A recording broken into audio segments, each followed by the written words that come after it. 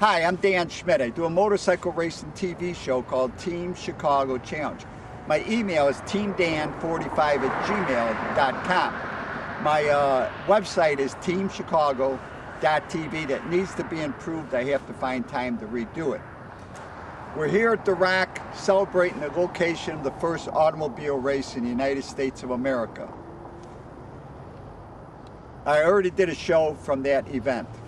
Now I'm going to do a show about my good friend, Jim Viverito. Now, Jim never really came down here. In fact, I don't think maybe Jim rode the Toys for Tots with us one time.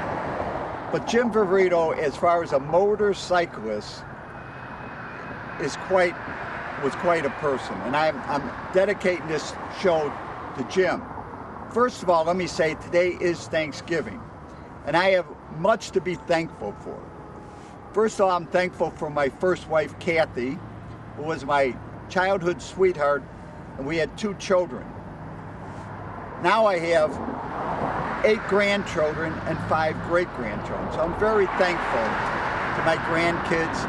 You've met my granddaughters. They did TV shows on my history. And now my current wife is Joyce. Joyce has been my friend for over 60 years. She tolerates my motorcycle racing. She understands I love doing this TV show, so I'm very thankful to Joyce and her understanding of my complicated life. But Jim Viverito was a real motorcyclist. I met him at Santa Fe Speedway. He was racing there, 1971, I believe I met Jim, 72 when I got my license. And we went to many races together. And then Jim went on to become the president of Chicago Abate. He was very involved with motorcycle rights. Then he got himself elected 2 times to the AMA Board of Directors. So he was a real motorcycle enthusiast. We worked together on the radio show, Open Road Radio. And when we did the Legends organization, we rebirthed the Legends thing. I'm going to show you a couple of clips from that with Jim talking. So we're going to go back and I'm going to show you very many clips of Jim. Jim's widow, Marilyn, sold me his 250 race bike. I am going to go to Springfield. I am going to run the short track in memory of Jim. It was myself and Paul Rembus that worked on Jim's bike one year. The first year they brought back the mile. And on the mile track, and the bike that Paul and I worked on to get it running perfectly, Jim scored a point on the mile, and he was always very proud of that. And that's the bike that I now own, and I'm going to race it in honor of Jim. So let's go listen to some of the words of wit, some of the brilliant mentions from Jim, and you're going to find out he's a very interesting guy. Remember my email is teamdan45@gmail.com. I would love to hear your comments on this show, and I hope the rest of my friends live as long as I do. I intend to be around for a while, and I'm going to still race motorcycles as long as, well, I got a couple ones at electric start, so I guess I can continue to at least do track days with my motorcycles and still produce great motorcycle racing TV shows. This is the short track at Santa Fe Speedway. Professional motorcycle racing every Wednesday night during the summer. 3,000 to 4,000 people will come out to spectate and watch the racing action. Santa Fe Speedway at 91st and Wolf Road. Back in 2013, a group of racers got together and put a boulder at the location, 91st and Wolf Road. And this is Jim's remarks at that celebration.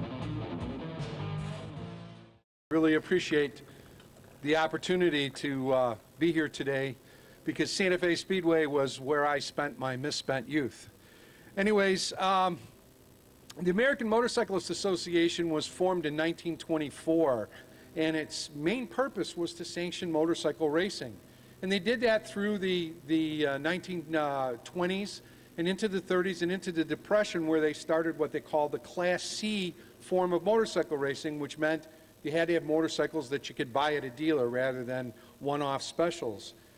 And then World War II broke out, and there was no racing for about 5 or 6 years. And they came back and they started up Class C racing, and it was very popular here in the Midwest, the Chicago area, and outside in Wisconsin and Illinois. To get racing going in the Chicago area, there was a club formed in Maywood called the Maywood Mustangs, and they were a chartered club of the American Motorcycle Association, which is, or was at the time, the NASCAR or NHRA of motorcycle racing. And they came and talked to Howard, and Howard said, yeah, come on, you guys can come here on the weeknights. Give me a show to put on. So they started racing here on Wednesday nights around 1953 or 54. I don't remember the exact year. And what was really special about it was that the very best riders in the country came here on a regular basis on Wednesday night. Every week, week after week. Many of the riders that raced here at Santa Fe are now today Hall of Famers in the AMA Museum and Hall of Fame. As a matter of fact, in the 70s and the 80s, some of the riders who raced here then went on to become world champions. Guys like Kenny Roberts and Eddie Lawson and Wayne Rainey. They went on to become world road racing champions. So Santa Fe has a very rich history in motorcycle racing. And there was actually a short track circuit here in the Midwest. On Tuesday night, they'd race in Granite City just outside of St. Louis for $900. On Wednesday night, they'd come to Chicago and race at Santa Fe for $1,200. And then they'd have Thursday night off, maybe hit a fair race if there was one nearby. And then on Friday night, they'd go up to Flint, Michigan and race for another $900. So Howard paid better than anybody else. That was one thing that was really nice. Personally, I wasn't that great of a racer, but I will tell you this.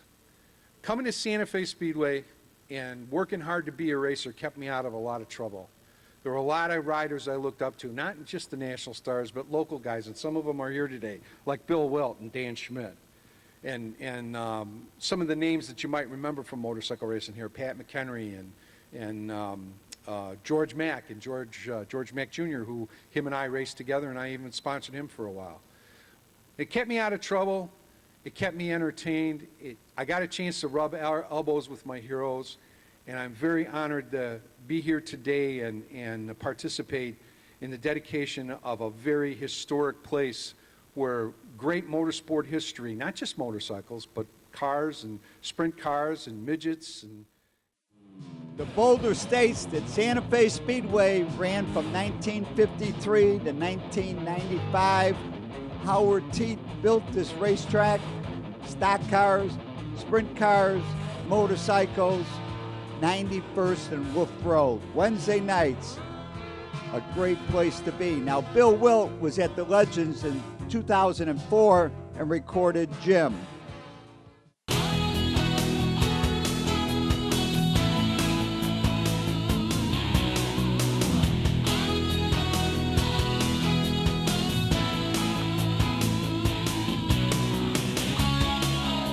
I'm Jim Viverito. I'm from Chicago, Illinois.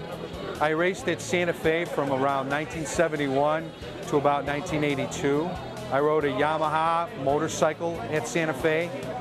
My best result at Santa Fe was about a 5th place in B final, and I took home $5. One of my favorite memories from Santa Fe Speedway is it was the big time.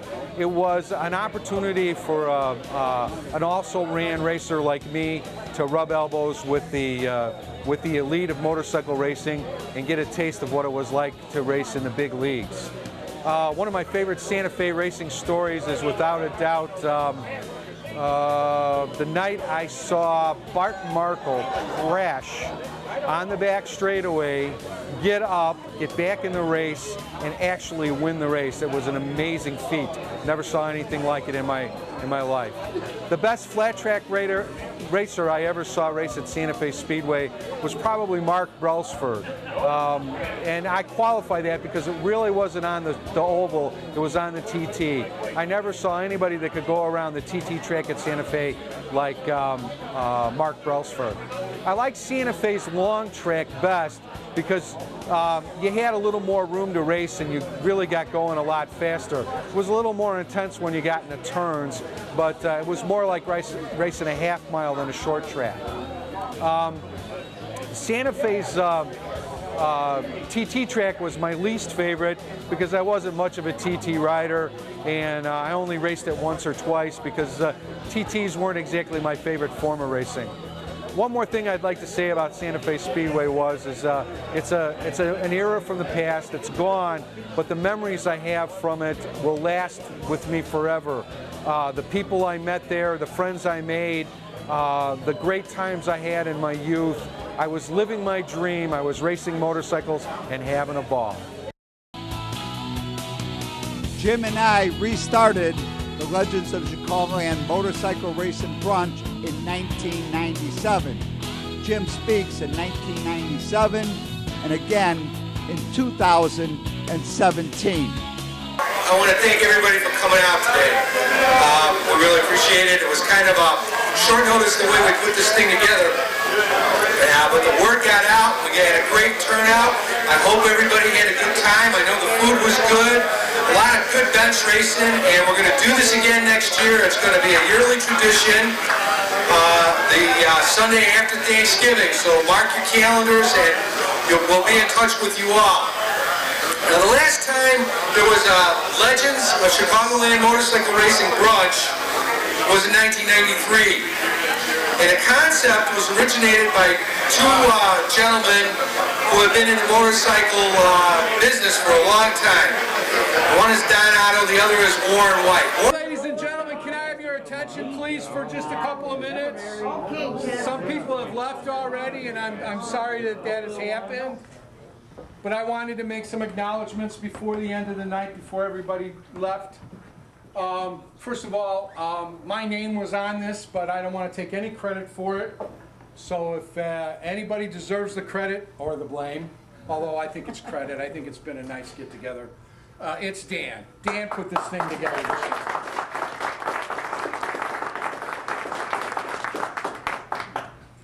It's really wonderful to get together with everybody. We're all in that age range where I think I can safely say just about everybody in the room is a baby boomer or a little bit older than baby boomers.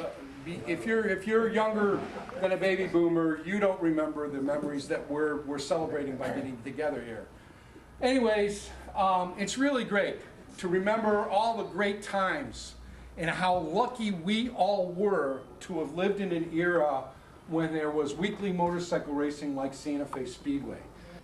And Santa Fe was the anchor of that. The Chicago area was the anchor of that.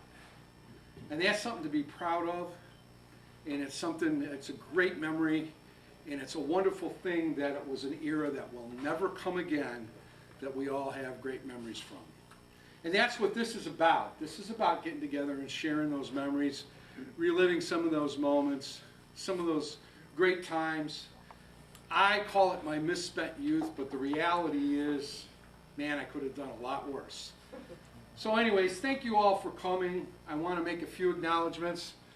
Mr. John Tibbett here, I had the honor and the pleasure of sitting with him last month at the AMA Hall of Fame induction ceremony. John himself is a Hall of Famer. You were inducted back in the 90s, right?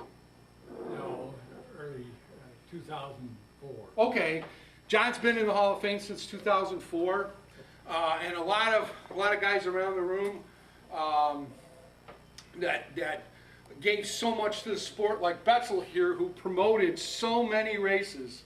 And this is a man that didn't promote with a big pocket full of cash. He promoted with his heart.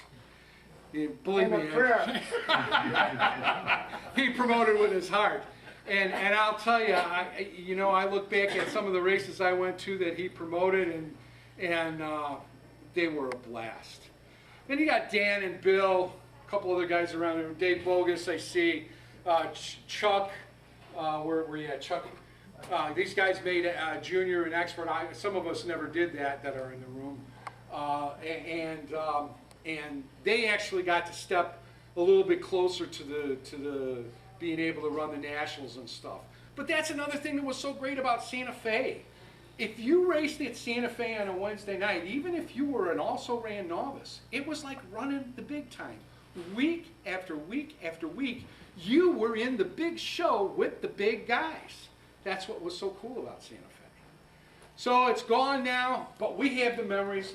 I want to thank you all for coming. Want to thank you all for sharing it. One more quick word, because he's standing right in front of me. Keith Allegas here is the son of Duke Allegas, who, if you go back far enough, was the flag starter at Santa Fe, and later became the referee, and later the national referee of the Grand National Circuit. Keith and I were talking earlier. His dad was one of the guys who put so much into the sport and made it a great professional sport. Went from being an amateur sport to a professional sport. And there are several others that aren't with us tonight because they've left us. But let's also remember them. I really appreciate you all being here. I look forward to getting together with you again sometime in the future. And all I can say is support your next motorcycle race. Support the AMA, because the AMA is more than just racing. I'll tell you what, if you saw the pie chart that I saw while being on the AMA board, you'd be surprised how narrow that strip is that is racing. The AMA keeps motorcycling going. And without road motorcycling and off-road motorcycling, there'd be no racing. And John? You know, talking about the old times, before we do, was Ralph Farmer, and of course our referee, George Elliott. Yeah. And Billy Bond? yeah, I was gonna say it this way, and all the Maywood Mustang Club members that donated their time every week as track attendants or track. Somebody mentioned about all this great stuff that people bought, all this memorabilia, and I heard somebody saying, well, what's going to happen to it after we're gone? Do me a favor, guys. I'm going to do it with my stuff. Gather it in one place. Have it marked. Make sure your family knows where it is. And when that time comes, nobody looks forward to it, obviously, but when that time comes, let your family know. Don't throw this away. Give it to the American Motorcycle Heritage Foundation. That's the AMA Museum and Hall of Fame. It will end up in their archives, which means it will be preserved, but also a lot of it will be gone through and eventually used in displays. So all of the great pictures that we have, posters like this beautiful signed artwork of Carol Resweber, and you designate it the way you want to, but what I'm going to do is I'm going to designate that if the museum feels the use of it would be better, then they could sell it to a collector or something. Whatever I have, they could sell. Some of you can designate that it can only stay in the museum, whatever you want to do. But think about that with all of your wonderful motorcycle memorabilia. The American Motorcycle Heritage Foundation, which is the nonprofit Hall of Fame museum arm of the American Motorcycle Association. As we see this lineup for the TT race at Santa Fe Speedway with Dick Mann at the pole position, we're going to jump back to 2004 again, and Jim is going to do his classic Legends Open. So I wrote a little thing. This is kind of, I don't know, it's kind of strange in a way, but it was some thoughts that I had, and that's why this ugly old thing is sitting here. So let me call this to order. Everybody, this ain't no ballet slipper. It's a skid shoe. A hot shoe for the left foot only. The steel point of the left leg outrigger that gives American flat track racing its unique three-point stance. Two wheels in a shoe, man and machine together as one. It doesn't matter if you had it made by a man named Ken or a fellow named George, or if it was fashioned in the garage out of the hacked-off end of an old Buick's bumper. A flat tracker is as naked as a newborn without it. It's the essential tool of the trade, the catalyst that binds the rider, the bike, and the track to form the sport we call flat track. And with apologies to you motocross and road racing guys and enduro guys, you really can't call yourself a motorcycle racer if you've never worn one of these.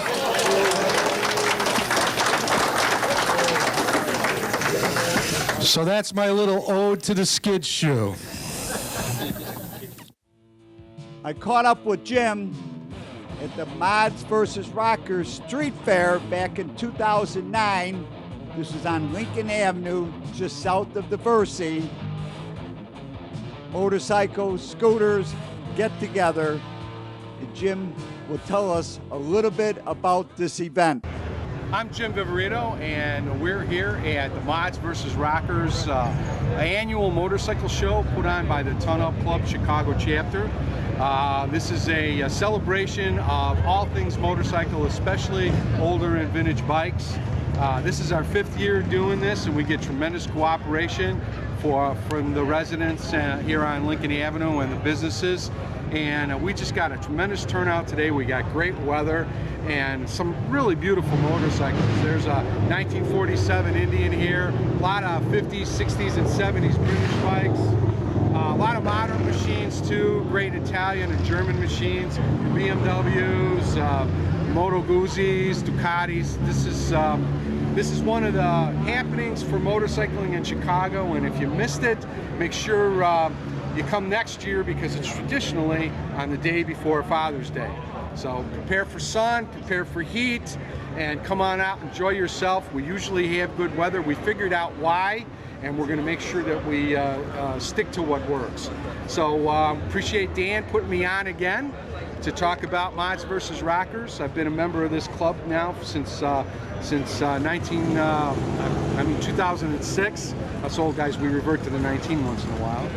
And it's a great time, and if you love motorcycles, you got to come to Mods vs. Rockers. During the winter of 1997-98, Open Road Radio began. Gina Woods, Chris Tiger Lady, and Sano started the show, and he invited Jim Viverito, Bones, and me to be part of the show. Here is one of the show openings featuring Jim Viverito.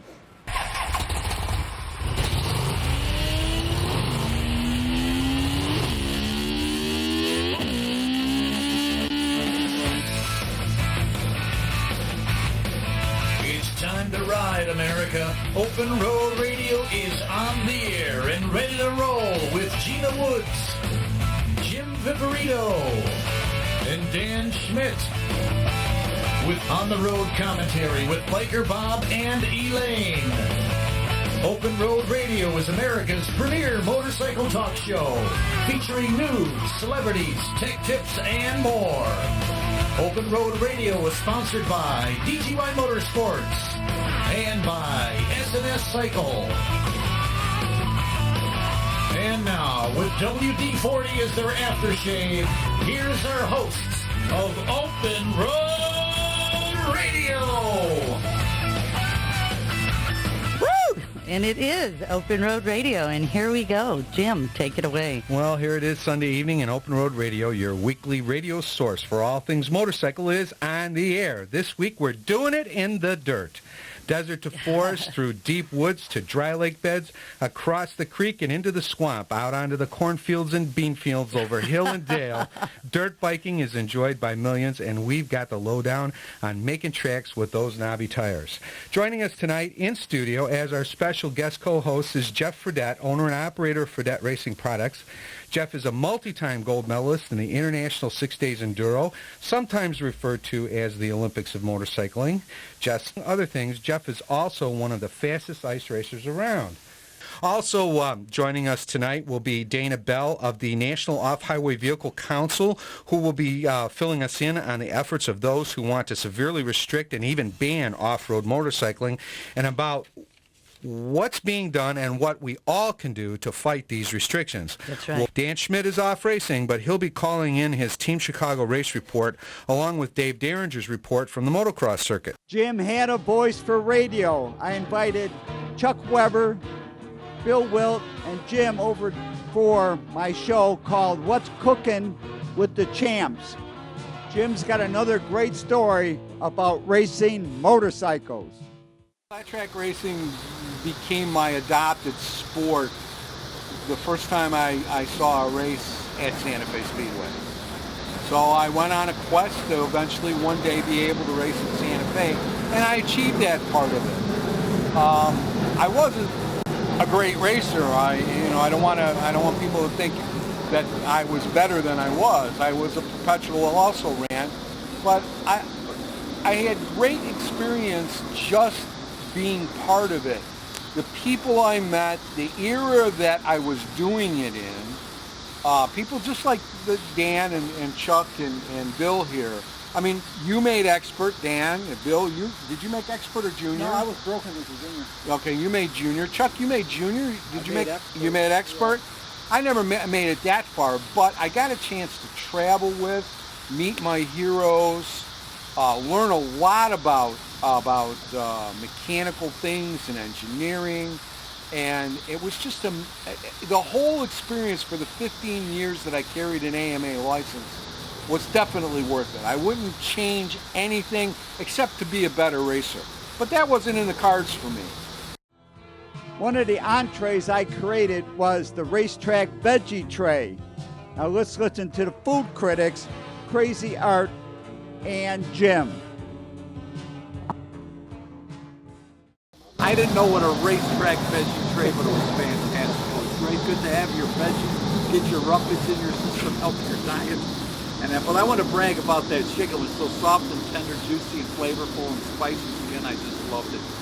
I really enjoyed the vegetables. That turned out really nice. The potatoes were just right, the carrots were just right, and the peppers and onions added into it, added to a festival of flavors.